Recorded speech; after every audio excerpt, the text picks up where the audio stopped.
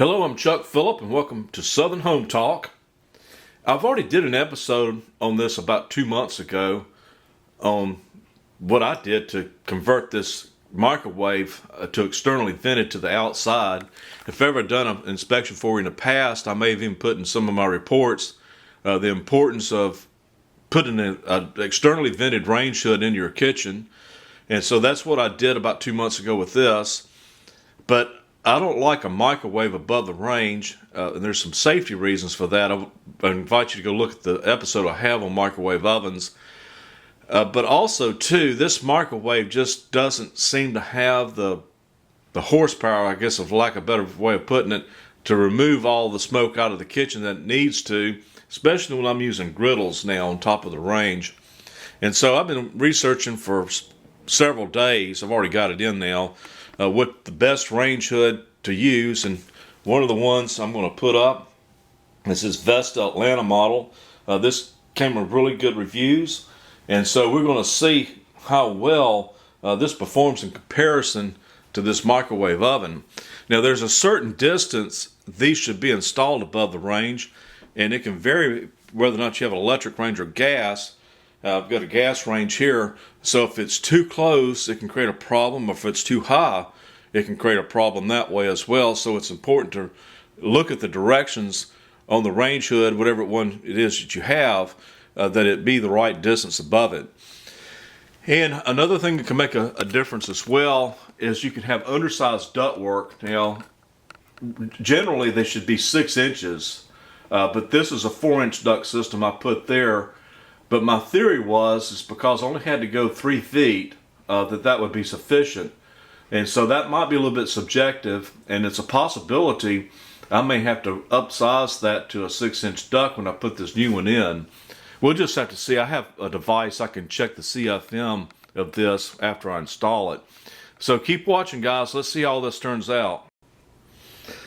Alright, what we're looking at is the bottom part of this, and it's got all this tape I'm going to have to remove, and I may be able to remove those grills as well and make this a little bit lighter. I just wanted to kind of do a little video so you can see what this looks like up close before I put it in. And it's got a nice finish to it. And one thing I've noticed is it's got 2 of these baffles, and I can't quite figure out why they have 2 of these, unless they figured it's a possibility you might mess one of them up. So I'll have to dig into the directions to find out why there seems to be 2 identical baffles in this. And so there's the wire right there, and you can see how it's got these slotted holes right there, and that's actually kind of going to be helpful, hopefully, because I can lift it and then slide it over the bolts. That might be how I wind up doing this, being just by myself today. So let's see how well this goes in. Okay, let's compare the noise level. I don't have a decibel meter. I wished I did, but maybe you'll be able to hear the difference. That's high speed, I think. That's low speed. And that's the only 2 speeds this microwave has. So we'll compare that to the noise level of this new one. Okay, well, I found a jackleg way of doing this. I think it's actually kind of cool myself. But I got one of these stools here. It's hydraulic, and so I'm able to lift this thing up right up underneath it. And I mean, if it'll hold me, it'll certainly hold this microwave. And so I may wind up using this same stool to put that new one in. We'll see. All right, a little bit of a progress report. You know, I've got this 4-inch vent up there, which is probably going to be too small, but you know, I'm going to go ahead and try it out anyway. I'm probably going to have to upsize it, but that's why I'm going to go ahead and use this adapter here, the 6-inch adapter from the get-go, because if I do have to upsize the ductwork up there, this will at least already be in place. And it comes with this plastic protective film that you should probably peel off, because that might interfere with some of the grease going through this system. And so I was able to get this 6 to 4-inch adapter at Home Depot. I think it was about 14 bucks for that.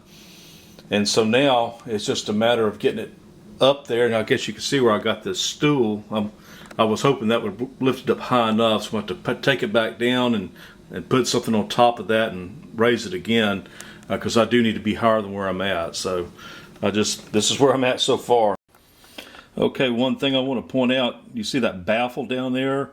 Well, with this adapter, it will not fully open, and I'm glad I checked that before I committed to installing this, because now I've had to pull this back off and remove that damper. But I already have a damper on the outside, so it really doesn't need it. Alright, well, to remove this damper, it's got two little rubber boots. They're really just keepers, so they just need to be pulled off like such, and you can just lift this out of there. Might have to put the camera down because it's still snap locked in there. But anyway, I'm going to pull this out. Okay, I had to take a pair of needle nose pliers and pull it out of these keepers there. So if you want to look what this looks like from the top side, looking down at the fans, it looks like they're kind of angled toward the opening here. And so this is another shot of this adapter going from 6 to 4, so it just slides over right there. I'm using this 3M metal tape, aluminum tape, and you got to be careful with this because it will cut you, and it sticks really good. And so I'm using it to kind of hold the seal around this flange here, and it's going on there pretty tight, so it doesn't need a set screw, so I'm just going to tape it. Okay, another little tip.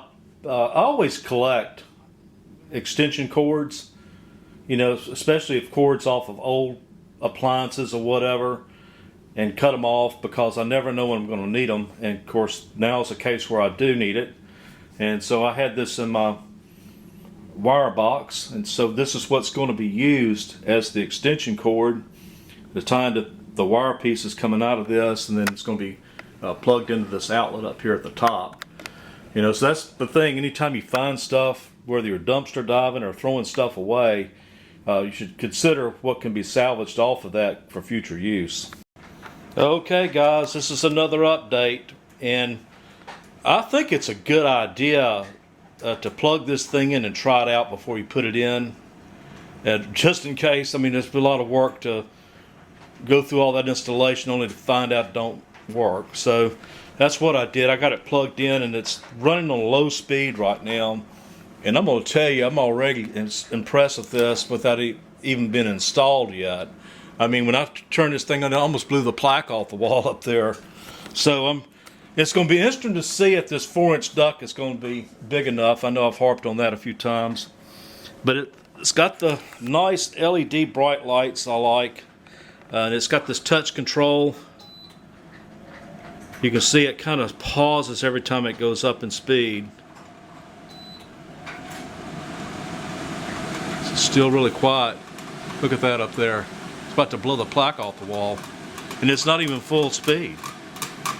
Yeah, look at this.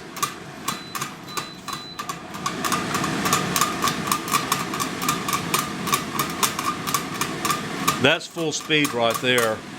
So this thing is really quiet, except for the banging plaque up there.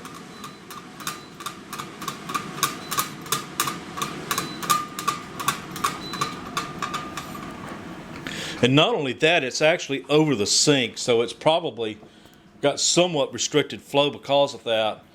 Alright, well, let's just keep rolling with it. Alright, another update. And by the way, guys, if you can get help doing this, that's what I suggest you do. I don't have any, so I'm going to have to do it this way. This is actually pretty stupid. But this painter tape comes in pretty handy, because that's what I'm going to use to hold this cord in place so it don't flop all over the place. And so what I'm going to do is I'm going to set this on top of this stool, and I can push this lever and this will raise up. So I'm hoping that this doesn't slide off of this. That's why I've got it taped down like that. So let's see what happens. Also too, you see that I've got this boric acid. There were some holes back behind this, probably from other range hoods that's been installed in the past. And anytime I find open cavities, I always dust it with boric acid. And this would be a really good spot to do that in, because of all the cooking grease and odors, that sort of thing, that may attract insects to this area. Alright guys, this thing is installed now. So I'm going to go ahead and go up top and show you some of the things that you probably want to be aware of. I didn't have a shelf to screw this into, so I had to modify some shelf brackets so I could hang it. And I also recommend that you probably want to use these longer bolts so that you can move them around easy. You don't have to fight for them. And like I say, it's slotted here at the top, so you can just put the bolt in and slide it over, then run the nuts down if you're going to put it in this format that you see here. Now, it has a rubber grommet that comes with it in the bag. Now, I recommend you put that in there to keep the wiring from rubbing against the chassis, which can rub a hole in the insulation and cause a short. Now, you can run this wiring out the back side if you needed to. So that's what we got here at the top. And so let's go down here to the bottom, and we'll go ahead and turn a light on too. So it's just 2 settings on the light, and that's 1 and that's 2. It gets brighter, and so we'll just leave that on real quick. Now I'm gonna go ahead and show you the bottom part of this. This is a grease trap here in the back. This just slides out real easy. It's got a window there, or a sight glass, where you can see if grease is starting to get high in there. And these are the grates here. They just pop in like that. You can see the fan. And there's the label there. The label actually states the clearance this should have above the range. And this Atlanta model claims it needs 31 inches. It's well built. So we'll go ahead and start the fan. The power button's right here, and that's what starts it. Of course, it starts off on the highest setting that was left on, so it's at high speed now. So I'm gonna go ahead and lower it down.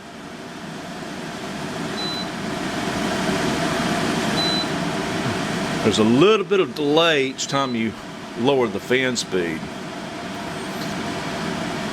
Now, I still need to put some trim work up around here. I'm gonna try to find some stainless backing plates to do that with. But overall, this thing went in relatively easy. It is heavy, and that's one of the complaints that I saw in the reviews, that this was too heavy of a unit. But this may need to be heavy in order to keep the noise level down.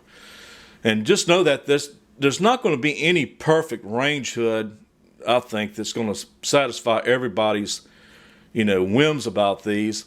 But I'm going to tell you this, as a home inspector, I've evaluated probably hundreds of these, and I can tell you, for the money, this is probably going to be about as good as it's going to get as far as quality and all that. All right, guys, let's see what kind of CFM we're getting here.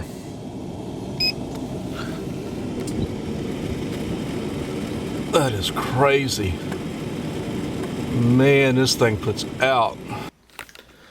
All right, guys, well, I'm trying to keep these episodes short, and I was going to include this in this episode, but I'm not. So if you want to see the unboxing and the manual for this Atlanta series vent fan, please go there and check that out. But also check out the other videos I have on the microwave oven and ventilation in general, because it's real important to the home.